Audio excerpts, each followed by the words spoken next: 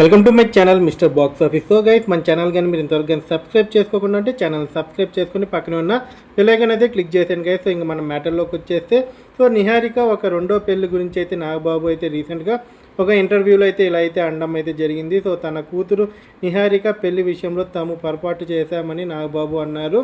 So వీరిద్దరిని ప్రాపర్గా judge చేయలేకపోయాము. So పరస్పర అంగీకారంతో అయితే వీళ్ళిద్దరు విడిపోయారని అయితే ఆయన అయితే ఒక క్లారిటీ అయితే ఇవ్వడం అయితే జరిగింది.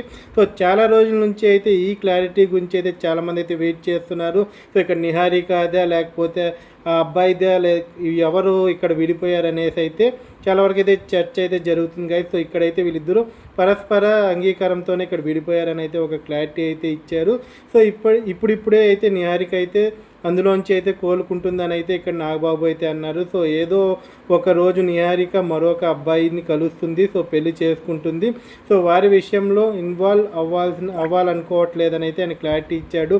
సో ఎవరి లైఫ్ అయితే వాళ్ళది అని అయితే ఇక్కడ క్లియర్గా అయితే జడ్జ్మెంట్ అయితే పాస్ అయితే చేయడం అయితే జరిగింది. సో నాగబాబు అయితే ఆ ఇంటర్వ్యూలో సో పిల్లలు నచ్చినట్టుగా అయితే జీవించాలని కోరుకుంటున్నామని ఆయన ఓ ఇంటర్వ్యూలో అయితే ఇలా అయితే క్లియర్గా అయితే స్టేట్మెంట్ అయితే ఇచ్చారు. సో దీని గురించి అయితే ఒక క్లారిటీ అయితే వచ్చేసింది.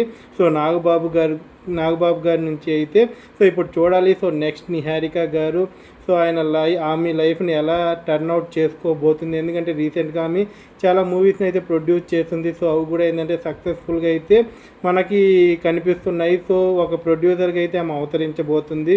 సో మెగా ప్రిన్సెస్గా అయితే ఉంది కాబట్టి సో ఈమె ఫ్యూచర్ అయితే ఆమె డిసైడ్ చేసుకోవాలని అయితే నాగబాబు గారు అయితే ఆమె హ్యాండ్స్లో అయితే పెట్టినట్టయితే క్లియర్గా అయితే ఇక్కడ అండర్స్టాండ్ అవుతుంది. సో ఆమె నచ్చిన అతన్ని అయితే ఫ్యూచర్లో పెళ్లి చేసుకొని అయితే హ్యాపీగా ఉండాలని అయితే కోరుకుంటున్నాం గైస్. సో ఈ ఇన్ఫర్మేషన్ కానీ మీకు నచ్చినట్టయితే వీడియోని అయితే లైక్ చేసి ఛానల్ని అయితే సబ్స్క్రైబ్ చేసుకోండి. Thank you. జై హింద్.